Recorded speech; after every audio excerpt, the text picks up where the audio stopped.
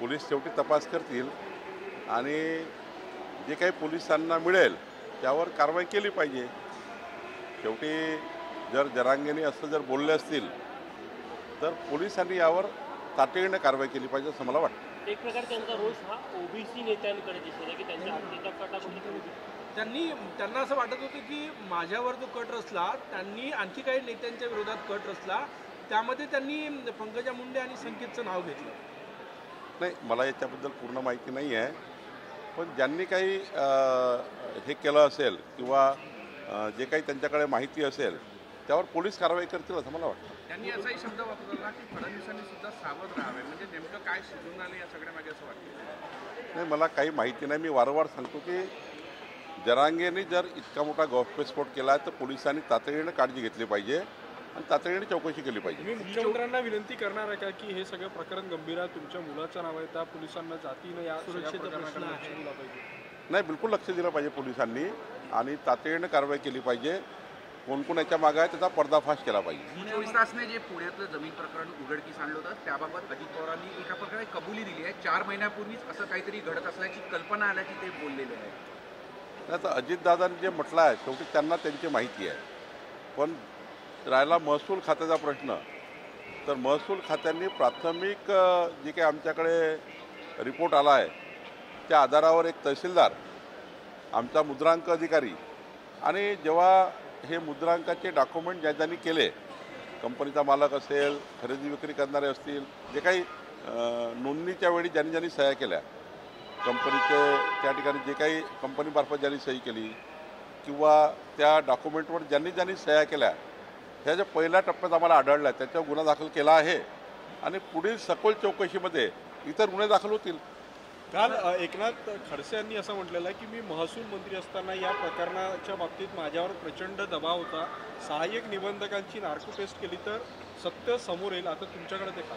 नाही, एकच सांगतो की आता प्राथमिक चौकशीत आम्हाला जे दोषी वाटले त्यावर निलंबनाची कारवाई FIR केली आहे।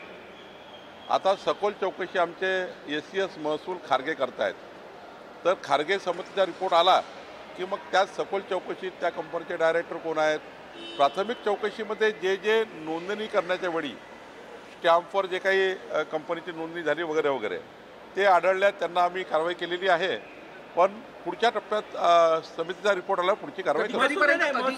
महसूल विभाग याची वेगळी चौकशी करत आहेत का आणि कुठल्या कुठल्या दिशेनं करत आहे? आमचे विकास खारगे जे अप्पर मुख्य सचिव आहेत त्यांच्या अध्यक्षतेखाली समिती होणार आहे, समिती झाली आहे आणि 1 महिन्याच्या आतमध्ये त्यामध्ये IGR आहेत, आमचे जमाबंदी आयुक्त आहेत, त्यानंतर IGR आहेत, त्यानंतर आमचे विभागीय आयुक्त पुणे आहेत, ही 5 सदस्यीय समिती आहे। 1 महिन्याच्या आतमध्ये संपूर्ण व्यवहार, म्हणजे सरकारी जमिनीचा 7/12 बंद झाला, मग प्रॉपर्टी कार्ड झालं, प्रॉपर्टी कार्डवर सरकारचं नाव आहे आणि ते सर्व असताना त्या ठिकाणी जे काही तिथे उलाढाली झाल्या आहे त्याची सविस्तर चौकशी करून मग त्या ठिकाणी अंतिम निर्णय करू। दाखल झाले त्यामध्ये पार्थ पवारचं नाव नाही, यामुळे कुठेतरी विरोधकांनी प्रश्न उपस्थित। प्राथमिक चौकशीमध्ये जे रजिस्ट्रार कार्यालयामध्ये जे सही करणारे आणि लिहून देणारे लिहून घेणारे आहेत त्यांच्यामध्ये पार्थ पवार नाही आहे। ज्या कंपनीचे कोण कोण भागीदार हा कंपनीचा नियम वेगळा आहे, पण ॲक्च्युली नोंदणी करताना रजिस्ट्रारसमोर कोण कोण गेले होते त्याचे नावं आमच्याकडे जे आहेत आमच्या डॉक्युमेंटवर, लिहून देणारा कोण, लिहून घेणारा कोण, चुकीची रजिस्टर करणारा कोण, त्यांच्यावर गुन्हे दाखल केले आहेत। या सगळ्या प्रकरणात नैतिकतेच्या आधारावर अजितदादांनी राजीनामा द्यावी अशी मागणी आता विरोधकांकडून केली जाते। ठीक आहे, पण अजितदादांनी स्पष्टता केली आहे की त्यांना फार त्या व्यवहाराचं माहिती नाही आहे, त्यामुळं आता त्या आरोपावर प्रत्यारोप करण्यापेक्षा मला वाटतं चौकशी येऊ द्यावी, चौकशीचा रिपोर्ट महिन्याभरात येईल, त्यानंतर पुढची कारवाई करता येईल। मंत्र्यांच्या मुलांनी असं करू नये असं एक कान टोचलं एका प्रकारे अण्णा हजारेंनी आणि याच्यात त्यांचे संस्कार पण दिसतात, असं अण्णा हजारेंनी या संपूर्ण प्रकरणानं कान टोचलं। नाही, मला असं वाटतं की अण्णासाहेब किंवा अजून ज्यांनी विरोधी पक्षाने जे काही बोलले आहे, आरोप प्रत्यारोपापेक्षा प्रायमरी जी आमच्याकडे रिपोर्ट होता, माननीय मुख्यमंत्र्यांनी सूचना दिल्या, कारवाई झाली, आता समिती नेमली आहे, त्यावर रिपोर्ट येईल आणि कारवाई होईल। त्यामुळे आरोप प्रत्यारोपापेक्षा वस्तुस्थिती काय याच्यावर जाऊ, चौकशी अंती आम्ही पूर्ण कारवाई करू।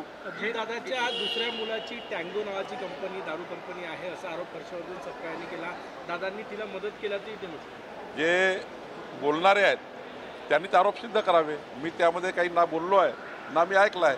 हेअरिंग जे आहे सर, जे हेअरिंग सुरू असतं तुमच्या खात्याअंतर्गत, त्या हेअरिंगमध्ये 10,000पेक्षाही जास्त संख्या होती, आकडा जास्त म्हणू शकतो.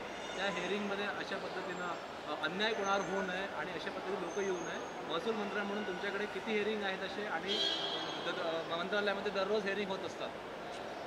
मी महसूल मंत्री झालो तेव्हा 1912-13 पासून 13,000च्या वर हिअरिंग त्या ठिकाणी महसूल खात्यामध्ये पेंडिंग आहे. मी मंत्री झाल्यावर बऱ्यापैकी हिअरिंग राज्यमंत्र्याकडे दिल्या आहेत, काही हिअरिंग प्रधान सचिवाकडे दिल्या आहे, काही मी करतो आहे. मी मंत्री झाल्यानंतर जवळपास 1800 हिअरिंग मी पूर्ण केल्या आणि जवळपास 700-800 क्लोज फॉर ऑर्डर केल्या आहे. जवळपास माझा विचार आहे की पुढच्या 3 वर्षामध्ये महसूल खात्यामधल्या संपूर्ण हिअरिंग संपल्या पाहिजे. 12-13 पासून मंत्रालयात खेटा मारणारे जे लोक आहेत, छोट्या छोट्या कारणाकरता मंत्रालयाकडे हिअरिंग करता येतात आणि मॅक्झिमम लेवलला आम्ही प्रत्येक जिल्ह्यामध्ये लोक अदालती घेऊन त्याच ठिकाणी प्रश्न सुटले पाहिजे, हाही प्रश्न आहे. पुढच्या 3 वर्षात मात्र महसूल खात्यातल्या सर्व हिअरिंग संपेल असा आम्ही प्लॅनिंग केला आहे. पुण्याच्या संपूर्ण प्रकरणामध्ये शीतल तेजवानी एक नाव प्रामुख्याने समोर आलेले आहे. खरं तर ती सुनावणीला, म्हणजे हे संपूर्ण प्रकरण 2013मध्ये महसूल विभागाकडे आलं होतं, तेव्हा फेटाळलं होतं. त्यानंतर उच्च न्यायालयातून याचिका झाली होती, ती पण फेटाळली. त्यानंतर हे सगळं प्रकरण 2020पर्यंत गेलं. ही शीतल तेजवानी एक मोठा महत्त्वाचा फॅक्टर ठरत आहे संपूर्ण प्रकरणात, आणि तिने विक्री केली होती अजितदादांच्या मुलात. नाही, आता मी तेच सांगतो, पुन्हा कुणाचा काय रोल आहे. प्राथमिकदृष्ट्या जो आढळला त्याच्यावर आम्ही कारवाई केली. आता राहिला नंतरचा अंतिम चौकशी झाल्यावर बाकी कारवाई करू. अजितदादाच्या भूमिकेची चौकशी केली जाईल संपूर्ण प्रकरणात? नाही, अजितदादांनी स्पष्ट केलं आहे की त्यांनी याच्यापूर्वी जे काही त्यांना स्मेल आला होता की असं असं काही सुरू आहे, त्यावर त्यांनी सांगितलं होतं की अशा पद्धतीने काही करू नका. त्यांच्या बोलणं मी ऐकलं आहे. त्यामुळं मला यामध्ये काही अधिक बोलता येणार नाही, ते अजितदादांना सांगतील. पण मी एवढं सांगेल, आमची चौकशी समिती ही कोणालाही सोडणार नाही, कोणी चौकशीतून वाचणार नाही. 100% चौकशी होईल. मुख्यमंत्र्यांनी आदेश दिले आहेत, चौकशी समिती झाली आहे आणि याचा अंतिम निर्णय आम्ही लवकर करू. सर हिंदी में बताइए, बिहार चुनाव में इस वक्त 64% के ऊपर वोटिंग हुआ है. नारायण वर्सेस राहुल गांधी, जुबानी जंग चालू हो गई. राहुल गांधी ने आरोप लगाया इलेक्शन कमिश्नर पर कि संविधान के साथ छेड़छाड़ हो रही है. देखिए, राहुल गांधी का फेक नरेटिव, झूठा नरेटिव, झूठी बातें कहना भी जनता ने सुनना बंद कर दिया है. बिहार में बहुत बड़ा विजय एनडीए का होगा.